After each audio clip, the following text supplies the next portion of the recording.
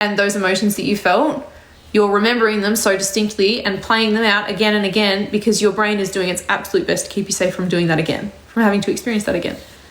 And right now, that's exactly what you're playing out. You're playing out your brain keeping you safe because it cares for you enough that it wants you to be safe. That's an important thing to take. I was 13 when I stopped trusting, yeah. You can do a podcast on this topic. I absolutely should. Yeah, I need to get back into the podcasts. Good idea, Kelly. Maybe that'll be my first intro back for the year. Yep, I would like to get my finances in order and then travel. Hell yes, I love that. Yep. So you've got the job, you've got the means to do that, you've got the vehicle. What needs to shift for you now? What is it that needs to happen for you to be able to take the next step? Because you've put the foundations in now. So what's the next thing? I don't know who this Nick guy is.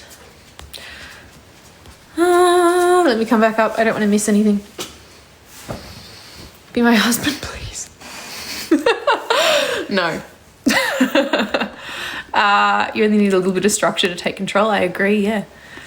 Hello again. Hi, Bill. Good to see you. Because it's safer, the mind defaults to what's comfortable. Absolutely. I broke my phone. The age of disclosure. I don't know what we're talking about, Brian. Sorry. Hi, Bernard. Hello. Sorry, I just want to make sure I haven't missed anyone here. I have fear of success. I don't believe you. So I'm so straight to the point. My apologies. I sometimes forget that a lot of people don't know me in here. I just kind of... But granted, you get a warning. You do get a warning when you enter the space. It says no BS life coach. I feel like that's enough of a warning. No, you're not. You're not scared of success. You're scared of the consequences of success. What would change in your life? What would you have to sacrifice? What would you have to give up if you achieved the thing that you wanted to achieve? That's what you're scared of. When I was 11, I hit rock bottom. And at that point, I was ready to say goodbye, but I couldn't. Yeah. Callum, just for you, I just want you to do this for you. I want you to check in with the moment that you realized you'd hit rock bottom and what actually caused that. What caused you to become aware of that?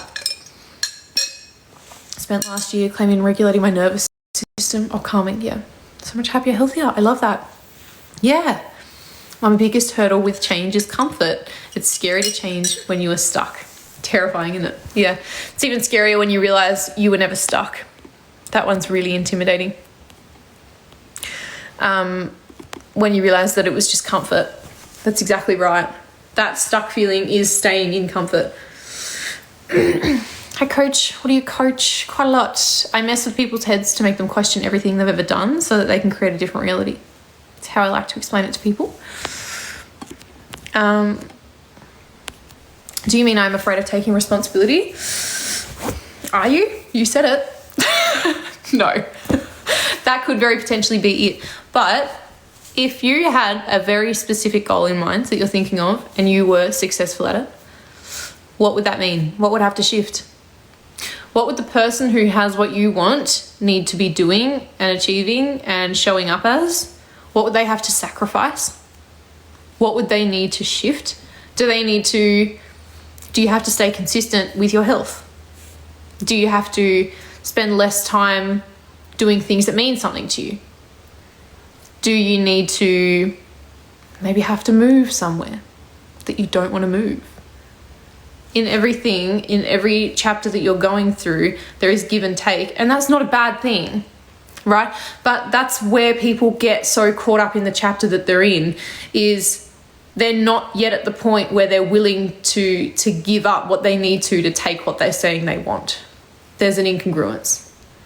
Oh, I want to be a really successful CEO. Oh, but actually I really value the time that I spend with my family. I really value coming home every night. I really value working from home.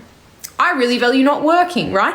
Like if you notice what the goal is, what you're hoping to achieve, and then you see what you would actually have to give up or what you would have to change in your life right now that means something to you, chances are something's not balancing out there. This is too much of a sacrifice for what you're saying you want.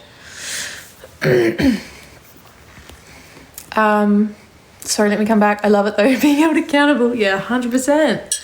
100%. Will be nice, but we limit the fluff. because you don't need it. You see it everywhere. Like, I'm not going to do that for you. I'm not, especially in this space. I'm not going to sit here and sugarcoat it and try and make you feel good about being stuck in a situation that you don't want to be in. If you don't want to be in the situation and you feel bad about it, you leverage off that. You probably won't hear very many people say that, will you? You don't need to get rid of those negative emotions. You need to use them in a way that actually serves you. That's what I did. I made the biggest changes out of pure spite. Pure spite. Hated everything, hated everyone, and was so determined to give them a big F you that I actually used that as motivation to make a huge change. Even with my illness, with work, with everything that I was going through, with everything that I had been through, I was like, there is no way that I'm letting this person think they won.